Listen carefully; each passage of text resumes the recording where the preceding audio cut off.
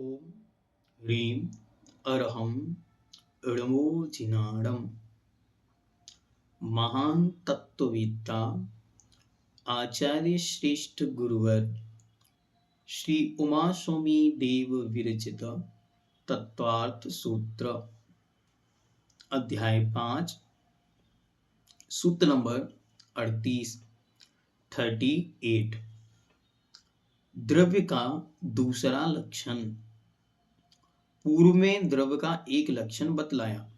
क्या था वो लक्षण? उत्पाद व्यय द्रव्य युक्तम सत सद्द्रव्य लक्षणम।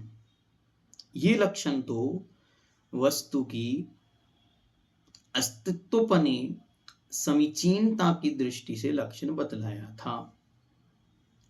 लेकिन एक और लक्षण है। वो किस लिए लक्षण रख रहे हैं?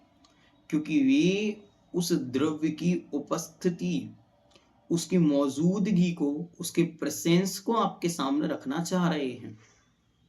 क्योंकि जिसमें अस्तित्व है वो अस्तित्ववान होते हुए भी हमारी इंद्रियों का, हमारी ज्ञान का विषय नहीं बन पा रहा है। तो क्या कर रहे हैं? कह रहे हैं कि वो आपके ज्ञान का भी विषय बनेगा, आपके नेत्रों का भी विषय बनेगा। कैसे बनेगा? सूत्र नंबर 38 गुण पर्ययवद् द्रव्यम। गुण पर्ययवद् द्रव्यम। गुण और पर्यायवद् वाला द्रव्यम द्रव्य है। जिसमें गुण और पर्याय पाई जाती हैं उसका नाम द्रव्य है। इस सूत्र ने क्या कर दिया? इस सूत्र ने ये कह दिया कि कोई भी द्रव्य कभी भी गुणों से भिन्न, गुणों के बिना, गुणों से अलग नहीं रहता और कभी भी कहीं भी कोई भी द्रव्य बिना पर्यायों के नहीं रहता। गुण पर्यायवद् द्रव्यम।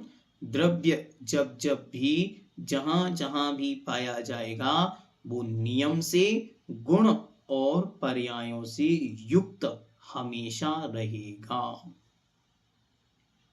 अब सबसे पहले देखो द्रव्य में गुण पर्यायवद् द्रव्यम।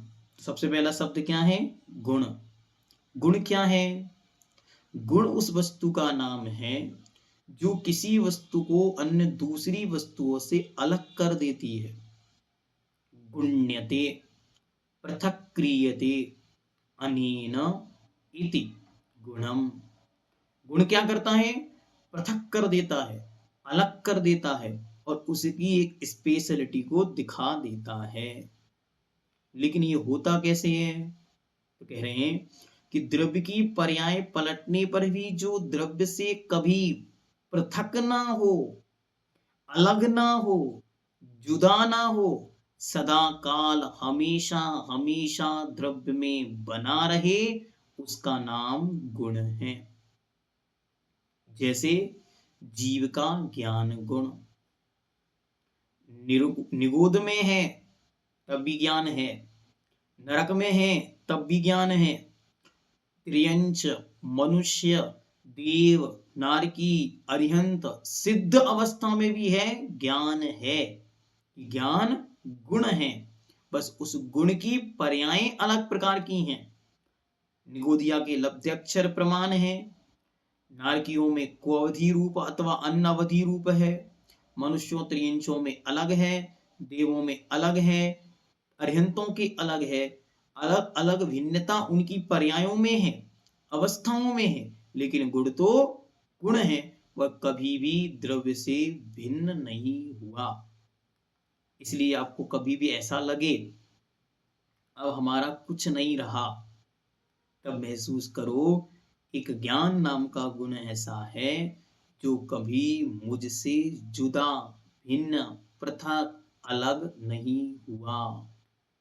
वो सदा मुझ में है और मैं सदा ज्ञानवान हूं। ज्ञान सदा मुझ में है और मैं सदा ज्ञानवान हूं। इसे ज्ञानानंद स्वभावी हूं। मैं कौन हूं? मैं सदा ज्ञानमय हूं। क्योंकि वह मुझसे कभी भिन्न नहीं हुआ। ऐसे ही पुद्गल में स्पर्श, रस, गंध, वर्ण इस सदा से हैं, थे और रहेंगे। धर्म द्रव्य में गति हेतुत्व, अधर्म द्रव्य में स्थिति हेतुत्व, काल द्रव्य में वर्तना हेतुत्व, आकाश द्रव्य में अवगाह हेतुत्व, ये सब उनके अपने गुण हैं। जो गुण क्या करते हैं? उन्हें दूसरों से भिन्न अलग करते हैं और उस द्रव्य में वे सदा थे, सदा हैं और सदा सदा बने रहते हैं। इसलिए मैं कभी गुण से रहित नहीं होता। अच्छी तरह ध्यान रखो, कभी भी कोई भी कहते ना इसमें तो एक भी लक्षण नहीं है कहते इसमें तो एक भी गुण नहीं है, लेकिन वास्तविकता ये कि कोई भी कभी भी गुण के बिना नहीं होता। कम हो हाँ चलेगा, लेकिन गुण तो कभी रहत नहीं होता। अवस्था में फ्रीक्वेंसी में कम होती है। केवली का ज्ञान अनंत है, हमारा ज्ञान कम है, निगोदिया का और कम है। फ्रीक्वेंसी में कमी होती है, लेकिन गुण में कमी नहीं होती। गुण तो गुण होता है, इसलिए सब में गुण बना रहता। अब एक कोटेशन और याद आ गया आपको, याद रखने के लिए बहुत अच्छा है। क्या? संसारी जीव की दशा अत्यंत विचित्र होती है। तो वो क्या करता है? वो कुछ खोज करता है। उस खोज में क्या करता है? देखो कितना सुंदर कोटेशन, गुण शब्द से याद आ गया तो आपको बताते हैं। संसारी जीव हमेशा हमेशा गुणों की खोज करता है, लेकिन अपनी कषायों पर, मतलब जिनसे उसे राग होता है उनके तो 100 अवगुण भी गुण लगते हैं, और जिनसे द्वेष होता है उनके 100 गुण भी अवगुण लगते हैं। इसीलिए आपको कोई भी पसंद ना करे, तब भी आपको अपने आप को पसंद करने के लिए अपने ज्ञान नाम के गुण की ओर मुड़ के देखना चाहिए। जब आपको कोई भी पसंद ना करे, आपके पास है क्या? कोई भी अच्छाई नहीं है, तब भी मुझ में एक अच्छाई है, वो है जानना और देखना। ठीक है। अब कहते हैं पर्याय। पर्याय क्या है? पर्याय का मतलब है अवस्था। जो कैसी होती है? जो क्रम क्रम से होती है, अर्थात एक समाप्त होने पर दूसरी उत्पन्न होती है, इसलिए उसे कहते हैं क्रम क्रम से होने वाली। सह भुवो गुणा, जो साथ साथ रहे उसका नाम गुण है। और क्रम वर्तिनः पर्याय, और जो क्रम से वर्तती अर्थात परिणमित होती है, बदलती है, उसका नाम पर्याय है। ये अवस्था है। ये द्रव्य में भी होती है, गुणों में भी होती है। जैसे हमारे द्रव्य, जीव द्रव्य की ये मनुष्य नाम की पर्याय है, और हमारे ज्ञान की ये सुत ज्ञान नाम की पर्याय है। ज्ञान ज्ञान है, उस ज्ञान की केवली भगवान के अनंत केवल ज्ञान स्वरूप केवल ज्ञान रूप पर्याय है, और हमारे वही मत ज्ञान श्रुत ज्ञान रूप पर्याय है। लेकिन ज्ञान ज्ञान है, द्रव्य की पर्याय और गुण की पर्याय, लेकिन है अवस्था। और कैसी है? उसके बिना द्रव्य कभी रहता नहीं है, वह हमेशा चलती रहती है। एक नष्ट होगी, दूसरी उत्पन्न होगी, एक नष्ट होगी, दूसरी उत्पन्न होगी, और वो सदा बनी रहेगी। बहुत सुंदर प्रश्न पूछा। क्या प्रश्न है? इनमें धौव्य क्या है? तो देखो सूत्र को याद करो। सूत्र क्या था? उत्पाद व्यय धौव्य युक्तम सत। अब अस्तित्व बने रहना है तो क्या करना है? गुण जो है वही धौव्य है, गुण जो है वही धौव्य है, और जो पर्याय है वही उत्पाद और व्यय है। निरंतर बदलेगी। उत्पाद व्यय इसका नाम द्रव्य है, और गुण धौव्य। तो उत्पाद व्यय धौव्य युक्तम सत कहो, अथवा गुण पर्याय बद द्रव्यम कहो, दोनों बातें एक ही हैं, दोनों में कोई अंतर नहीं है। बस कथन की पद्धति है, वहां अस्तित्व को बतलाया जा रहा है, यहाँ अवस्था विशेष का बोध कराया जा रहा है कि वह गुण ही धौव्य है। उन गुणों से ही आपकी धौव्यता सिद्ध होगी कि आप चेतन आत्मा थे। तो क्या चैतन्य था? ज्ञान और दर्शन, जानना और देखना, वही मेरा धौव्यपना था। और मेरी पर्याय अवस्थाएं जो निरंतर बदल रही हैं वह मेरी पर्याय है। तो पर गुण पर्याय बद द्रव्यम कहो अथवा उत्पाद व्यय धौम्य युक्तम सत और सद द्रव्य लक्षणम, दोनों बातें एक ही है। ठीक है, आगे चलते हैं। अब महाराज को याद आया। क्या याद आया? हाँ, एक प्रश्न बहुत अच्छा है। उद्गल परमाणु में शक्ति कहां से आती है? बहुत अच्छा प्रश्न है। इस प्रश्न को ऐसे समझो, प्रत्येक द्रव्य में अपनी अपनी योग्यताएं पाई जाती, जिन्हें उनकी शक्ति कह सकते हैं। शक्ति के अंश उनमें अपने अपने मौजूद होते हैं। पूज्य और भगवान कार्तिकेय देव महाराज ने एक बहुत सुंदर चिंतन प्रस्तुत किया। वो चिंतन हम आपके सामने रखते हैं। वो कहते हैं प्रश्न के रूप में आपको पूछ रहे हैं, मानो हम पूछे साधना जी को, और भगवान कार्तिकेय देव पूछ रहे हैं आपसे, उद्गल में शक्ति कितनी है? साधना जी उत्तर दीजिए, उद्गल में कितनी शक्ति है? सबसे बड़ी शक्ति बतानी है, सबसे बड़ी शक्ति जो आप सोच सकती हो कल्पना करके, पुद्गल में कितनी शक्ति हो सकती है? पाठ भैया जी, जैसा उसका आकार रहेगा वैसी शक्ति रहेगी ना ना, सबसे उत्कृष्ट शक्ति पुद्गल में क्या हो सकती? चलो कोई विकल्प नहीं। अब मैं बता, तो भगवान कार्तिकेय देव कहते हैं, सुनो, उद्गल द्रव्य में इतनी बड़ी शक्ति है कि उस कर्म का एक परमाणु आपके अनंत केवल ज्ञान को ढकने की सामर्थ्य रखता है। ऐसी अचिंत शक्ति है उस एक कर्म के परमाणु में, जिसने हमारे अनंत केवल ज्ञान को ऐसे आवरित कर लिया। हमारे अंदर भी उतनी ही शक्ति है स्वभाव से जितनी सिद्धों में है। विश्व सा उड़ गई अनंत शक्ति सामर्थ्य मान सिद्ध आत्मा मुझ में भी है, लेकिन वो किसके आवरण में है? उद्पौद्गलिक कर्म के आवरण में है। तो मुझ में अनंत शक्ति है, लेकिन उस अनंत शक्ति को ढक किसने लिया? कर्मों ने ढक लिया। भगवान कार्तिकेय देव कार्तिकेय अनुपेक्षा में लिखते हैं कि देखो उस पुद्गल की शक्ति को, जिसने अनंत केवल ज्ञान स्वरूप आत्म तत्व के उस अनंत ज्ञान को भी ढक लिया। लेकिन अब अच्छी तरह, ये तो पुद्गल की शक्ति बता दी, अब कह रहे हैं कि सुनो, तुम्हारी आत्मा की शक्ति कितनी है?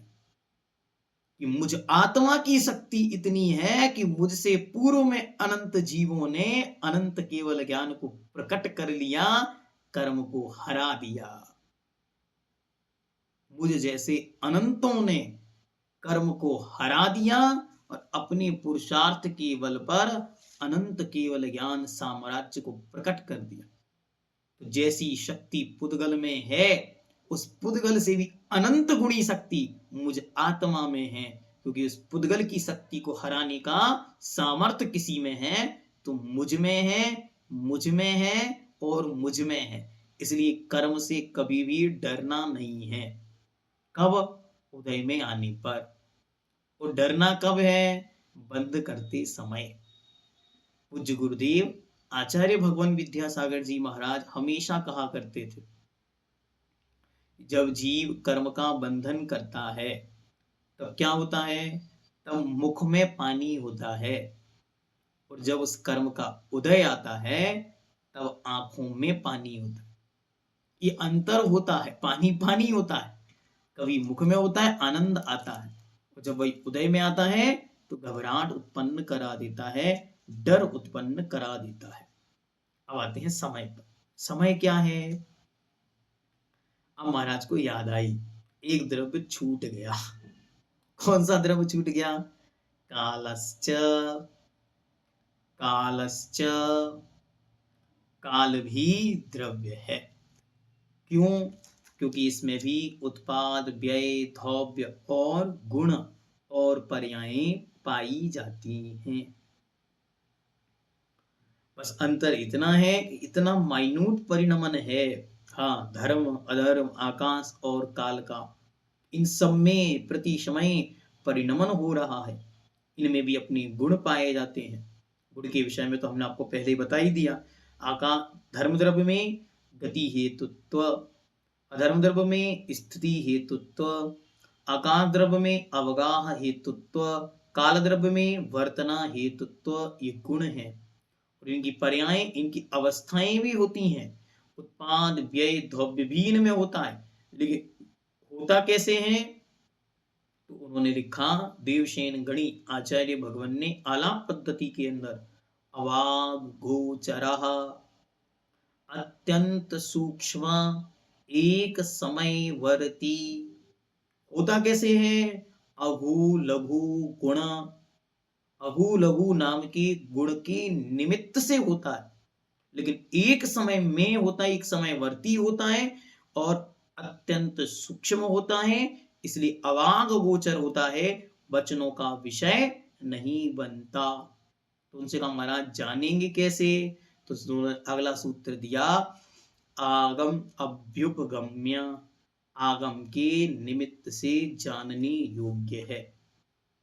ठीक है, आगे चलते। अब कहते हैं काल द्रव्य की विशेषता। हाँ, काल द्रव्य में भी कोई विशेषता है। एक विशेषता तो हमने आपको बतलाई थी, एक और बताते, बहुत सुंदर विशेषता।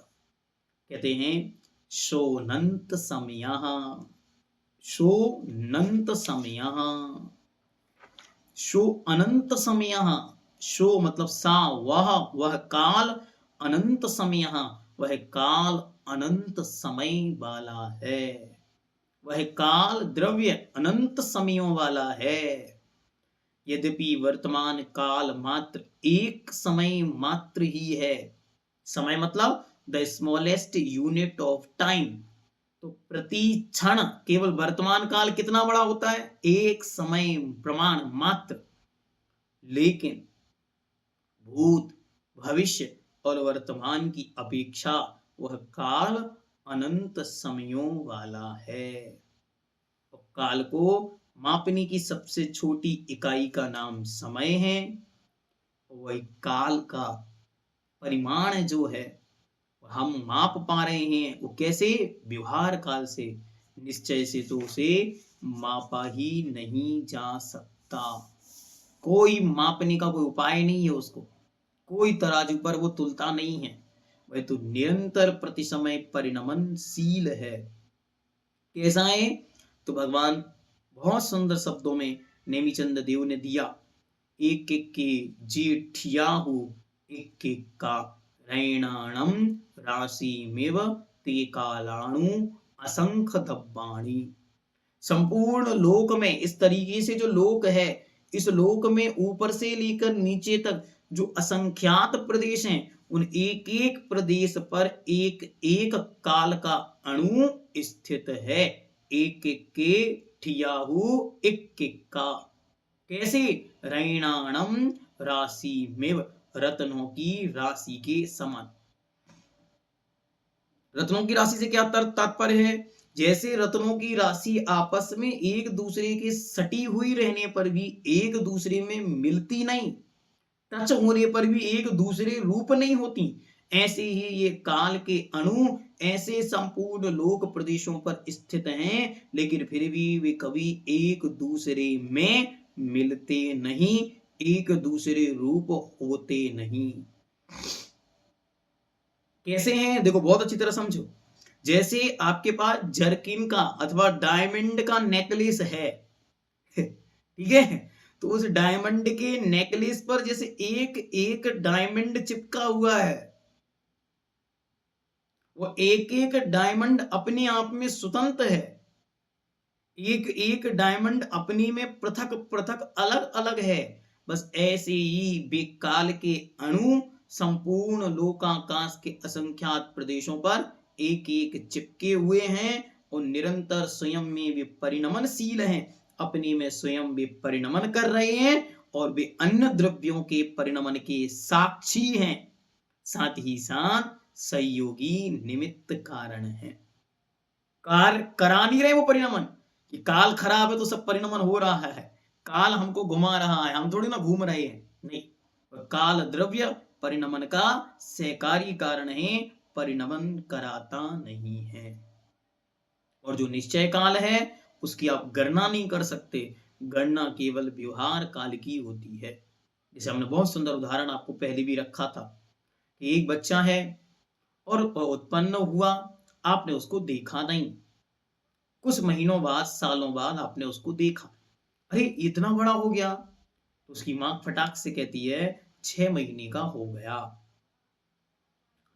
प्रति समय जो परिणमन हुआ, प्रति समय जो चेंज हुआ, प्रति समय जो बदलाव हुआ, कोई काउंटिंग नहीं है उसकी, उसका नाम है निश्चय काल, उसका नाम है वर्तना, परिणमन, बदलाव, चेंज। लेकिन जैसे ही उसकी मां ने कहा 6 महीने का हो गया, इसका नाम है व्यवहार काल। 6 महीने में अब कितनी अयन हो गए, कितनी ऋतुएं हो गई, कितने दिन हो गए, कितनी रातें हो गई, कितना समय हो गया, कितने सेकंड हो गए, सब आप मेजरमेंट कर सकते हो, इसका नाम है व्यवहार काल। और निश्चय काल क्या है, स्वतः प्रति द्रव्य अपने में परिणमित हो रहा है और उसके परिणमन का जो साक्षी है उसका नाम काल है। काल परिणमन कराता नहीं है, परिणमित होते हुए द्रव्यों का जो संयोगी कारण है। जैसे धर्म द्रव्य घुमाता नहीं, जो घूमना चाहे धर्म द्रव्य उसका सहयोगी निमित्त है। अधर्म द्रव्य रुकाता नहीं, रोकता नहीं, जो रुकना चाहे तो उसके लिए सहकारी कारण है। वैसे ही काल द्रव्य परिणमन कराता नहीं, जो परिणमन कर रहे हैं उनका वह सहकारी कारण है। पुद्गल को इंग्लिश में क्या कहते हैं, ऐसा प्रश्न है। पुद्गल को इंग्लिश में मैटर कहते हैं, मटीरियल कहते हैं, ठीक है, सामान्य शब्द है मैटर। सोनंत समय, सोनंत समय, क्या क्या, सो अनंत समय, अनंत काल से ये जीव इस संसार में मोह रूपी निद्रा में सो रहा है। सोनंत समय, दादा गुरुजी कहते थे अनंत समय हो गया, कहाँ सो रहा है, संसार में। किसके आश्रय से, मोह के आश्रय से। कैसी दशा है कि बार बार उसको याद दिलाना पड़ता है, उठो चेतन तुम नींदिया से, जगत का मोह धोखा है। आगे अब कहते हैं उस गुण का लक्षण क्या है, गुण क्या है। सूत्र नंबर 41, द्रव्याश्रया निर्गुणा गुणः, द्रव्याश्रया निर्गुणा गुणः। जो द्रव्य के आश्रित है, मतलब द्रव्य में है, द्रव्य के साथ रहता है, लेकिन है कैसा, निर्गुणः, जिसका अपना कोई गुण नहीं है, उसका नाम गुण है। कितना सुंदर स्वरूप दिया। गुण क्या है, तो कह रहे हैं द्रव्याश्रया, जो खुद स्वयं तो द्रव्य के आश्रित है। जैसे ज्ञान किसके आश्रित है, जीव के आश्रित, लेकिन निर्गुणा, उसका अपना कोई गुण नहीं है, उसमें अपना कोई गुण नहीं है। तो द्रव्य के जो आश्रित है और स्वयं में जो निर्गुण है, जिसका अपनी में अलग से कोई गुण नहीं है, उसका नाम गुण है। जो सदा काल द्रव्य में रहते हैं, द्रव्य के आश्रय से रहते हैं, लेकिन जो निर्गुण हैं, जिनका अलग से कोई गुण नहीं है, वे गुण हैं। और वे गुण कभी भी द्रव्य से अलग नहीं होते, हमेशा उसमें बने रहते हैं, हमेशा। और उनकी विशेषता, कितनों ही पर का कितना भी अतिक्रमण चले, लेकिन वे कभी अतिक्रमण ग्रस्त नहीं होते। जैसे अनादिकाल से हमारे साथ कर्म परमाणु लगे हुए हैं, आज तक भी गुण कर्म परमाणु रूप नहीं हुए। कि आपका ज्ञान किसी का पता चला हो आप लोगों को कि आपका ज्ञान अजीब हो गया, तो ऐसा नहीं होता। अथवा कोई पुद्गल जीव हो गया, अथवा कोई पुद्गल जानने देखने लगा, ऐसा भी नहीं होता। मतलब ये अनादिकाल से एक मेक रहते हुए भी एक नहीं होते। कितना सुंदर सूत्र है, एक मेक रहते हुए भी एक नहीं होते। जैसे दूध में पानी मिला होने पर भी पानी पृथक है, दूध पृथक है, ऐसी अनादिकाल से कर्म परमाणुओं के साथ रहते हुए भी ज्ञान ज्ञान है, कर्म कर्म है। ज्ञान चेतनात्मक है, कर्म पुद्गल आत्मक है। अब ये सूत्र बड़ा महत्वपूर्ण है। क्या महत्वपूर्ण है? तो पूज्यवर दादा गुरुवर महाकविश्वर आचार्य ज्ञान सागर जी महाराज कहते थे, क्या कहते थे? देखो सुनो, सूत्र को देखो उनकी दृष्टि से। वो कहते थे द्रव्य, द्रव्य क्या है? पैसा। द्रव्य क्या है? पैसा। तो पैसे के आश्रय, आश्रित रहने वाला, या जिसके आश्रय से पैसा रहता है, मतलब पैसे वाला धनी व्यक्ति, वो कैसा हो? निर्गुणः, बिना गुण वाला भी हो, कुछ नहीं हो उसके पास भी, फिर भी क्या होता है? गुणः, गुणी कहलाता है। द्रव्य जिसके आश्रित है, अथवा द्रव्य के आश्रित जो है, वो निर्गुण भी जगत में गुणी कहलाता है। जगत के लोग उसको गुणवान मानते हैं, जगत में उसकी पूजा होती है। पूजा किसकी हो रही है? क्योंकि द्रव्य का आश्रय है। तो ऐसे हम ना बने कि द्रव्य के तो आश्रित हो और खुद में निर्गुण हो। नहीं, द्रव्य के आश्रित हैं, धन के आश्रित हैं, तब भी क्या करो? निरंतर अपने में गुणवान बनकर रहो। अन्यथा क्या होगा? इस सूत्र में आप घटित हो जाओगे कि द्रव्य के तो आश्रित है, लेकिन खुद में कोई गुण नहीं है। जैसे हम लोग कहते हैं ना कि नाम बड़े और दर्शन छोटे, यही हालत हो जाएगी कि द्रव्य के तो आश्रित हैं, तो नाम बड़े हो गए, और दर्शन छोटे मतलब निर्गुणा। ठीक है, चलो अंतिम सूत्र। अब आवाज आए अथवा ना आए, सूत्र पूर्ण हो रहा है। पर्याय का लक्षण, पर्याय का लक्षण क्या है बता दो।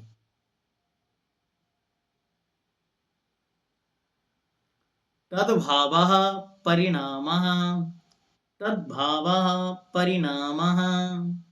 अब कहते हैं तद्भाव अर्थात उसका भाव, परिणामः परिणाम है किसका? तो जीवादि द्रव्य जिस रूप हैं उनके उसी रूप रहने को परिणाम अथवा पर्याय कहते हैं। तद्भाव, उसका अर्थात उस द्रव्य का जो भाव है, जो उसकी अवस्था विशेष है, उसी का नाम परिणामः पर्याय है। जैसे जीव की ये मनुष्य आदि पर्याय। इस प्रकार खूब विषय आपके सामने रख दिया। विषय आपको ये समझना कि सब पर्यायें अलग अलग प्रकार से होती हैं। कुछ स्वाश्रित होती हैं, कुछ पराश्रित होती हैं, कुछ स्वाभाविक होती हैं, कुछ कर्मज होती हैं, कर्म से उत्पन्न होती हैं। कुछ अवस्थाएं स्वाभाविक होती हैं, स्वभाव से उत्पन्न होती हैं। कुछ वैभाविक होती हैं, विकारों से उत्पन्न होती हैं। कुछ अवस्थाएं अहूलघु गुण के रूप में शुद्ध और अर्थ होती हैं, मतलब अत्यंत सूक्ष्म होती हैं। और कुछ पर्यायें व्यंजन रूप में अधिक समय तक टिकने वाली होती हैं। भैया जी इतने कठिन कठिन शब्द बोल दिए, ये इसलिए आपको बता दिए, अपने मन में प्रस्तावना के रूप में इन शब्दों को रखो। आगे पूज्यवर जब आलाप पद्धति का विषय आपको देंगे तो ये सारे विषय उसके अंदर आएंगे। अर्थ रूप भी हैं, व्यंजन रूप भी हैं, स्वभाव रूप भी हैं, गुण रूप भी हैं, पर्याय रूप भी हैं। पर्यायें अनेक प्रकार से होती हैं, द्रव्य में भी होती हैं, गुणों में भी होती हैं, स्वभाव में भी होती हैं, विभाव में भी होती हैं, पर निमित्तक भी होती हैं, विभाव रूप में होती हैं, अनेक प्रकार से होती हैं। ठीक है, उनका चिंतन, उनका अध्ययन हम आगे क्रमशः अनेक ग्रंथों के माध्यम से करेंगे। यहाँ तक ये 5 अध्याय आपके पूरे हुए और ये 5वां अध्याय आपको लेके आई हैं श्रीमती अमिता जी ललितपुर अपने सपरिवार के साथ। तो उनके प्रति भी सब लोग आभार व्यक्त करें। और आगे आपके सामने आ रहा है 6वां अध्याय, जिसे कहते हैं छठा अध्याय, मतलब स्पेशल अध्याय।